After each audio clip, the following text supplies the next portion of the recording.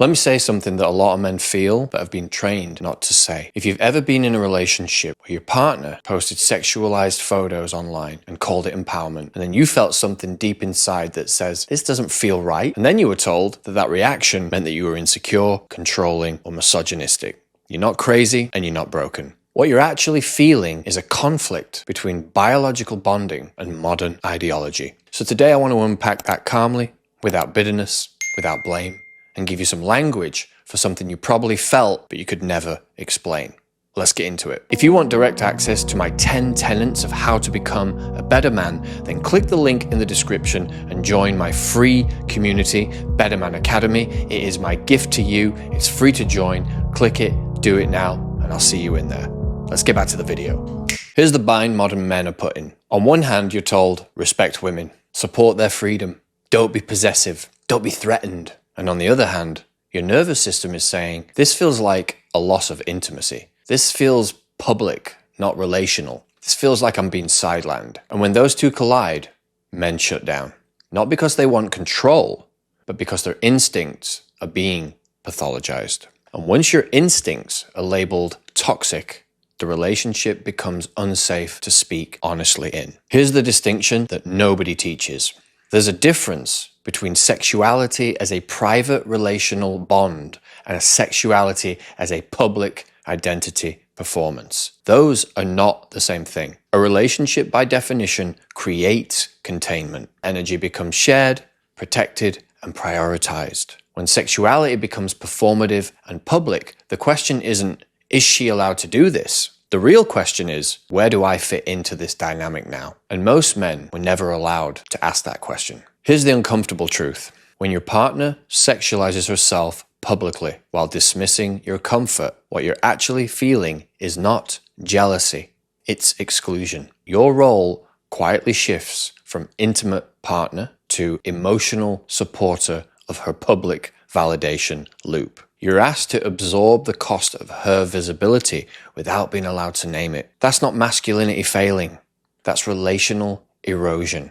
Now, women genuinely believe this is empowerment right now.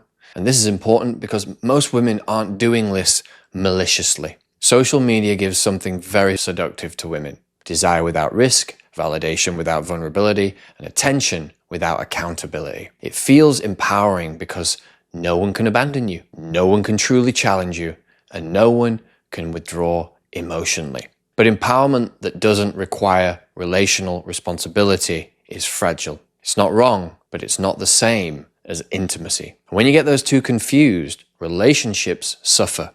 And that is what we're experiencing today in the modern age. Men are biologically wired to bond through exclusivity and containment. That doesn't make you primitive. It makes you human and it makes you a man. When that wiring is denied, men become passive and resentful or overcorrect into control and anger. Neither is healthy, neither is productive. What's missing is structure. A place where men are allowed to say, I'm not trying to own you. I'm trying to understand how I can do my role and where I belong in this relationship. And if that sentence can't be spoken safely, the relationship is already unstable. This conversation is not about banning behavior. It's about coherence. A man wants to know, am I chosen? Am I respected? Am I considered? And a woman wants to feel free, expressive, seen, but most of all safe. And those needs can coexist, but only when both sides are being honest. When men are shamed out of their instincts, they don't evolve, they disconnect. So if this video put words to something that you felt, but you couldn't articulate, that's not an accident. This exact confusion between modern narratives and ancient wiring is what I work with men every day. Not to make them harder, not to make them bitter, but to help them become clear, grounded, and self-respecting in a world that constantly tells them to doubt themselves. So if you want to go deeper, spend some time with the other videos on this channel. Everything here builds toward one thing: helping men reclaim internal authority without losing their masculinity and ultimately their humanity. Appreciate you all. Thanks for listening, and I'll see you on the next one. Peace.